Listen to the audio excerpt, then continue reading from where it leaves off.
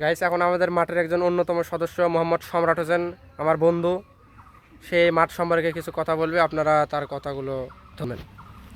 এই যে আমার বন্ধু সম্রাট, সে একটু বিচ্ছু টাইপের, এই জন্য ওয়ালে উঠে সাক্ষাৎকার দিবে। সম্রাট, তুমি কেমন আছো? আলহামদুলিল্লাহ, ভালো আছি। তো তুমি সকাল সকাল মাঠে উপস্থিত না হয়ে এই দুপুরবেলা আছো কেন? এখন তো মাঠের কাজ চলতেছে, তুমি সকালে আসোনি। আসলাম, এসে দেখছি মাঠের কাজ চলছে, সেই কারণে দেখতে আসলাম। তো তুমি নিচে নামো, নামে একটু কাজে অংশগ্রহণ করো, অনেক ভালো হবে।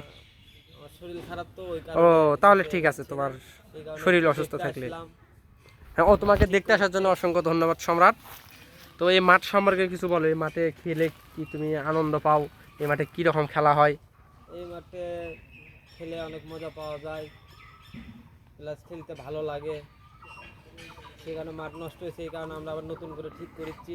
বিকাল থেকে আজ থেকে আবার খেলা শুরু হবে, আপনারা সবাই খেলতে আসবেন। না, আজকে বিকালে হয়তো খেলা যাবে না, আজকে বিকালে মাঠের অবস্থাটা খুব খারাপ।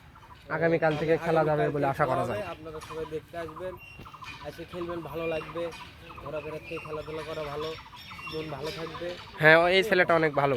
এই প্রতিদিন আসে 6 মারে। এই যে মাঠের বাউন্ডারি দেখতে পাচ্ছেন তো আপনারা, কত দূর থেকে মনে করেন স্টেট অনেক দূর। সে বিশাল বিশাল 6 মারে আমাদের পাশে, রাস্তার পাশে টেপার বাড়ি। সে অনেক গণ্যমান্য ব্যক্তি, তার বাসায় বল পাঠিয়ে দেয় আমার বন্ধু সম্রাট। সে বিকালে খেলতে আসলে ঝড় ওঠে। আবার আপনারা ভাবেন না যে আকাশের ঝড়, ওই ঝড়টা না, 6-এর ঝড় উঠে যায়। আপনারা আমার বন্ধুর জন্য দোয়া করবেন, সে যেন অতি শীঘ্রই তার কর্মজীবনে ব্যস্ত হয়ে পড়তে পারে এবং নিজের খেয়াল রাখতে পারে। ধন্যবাদ আপনাদের সবাইকে।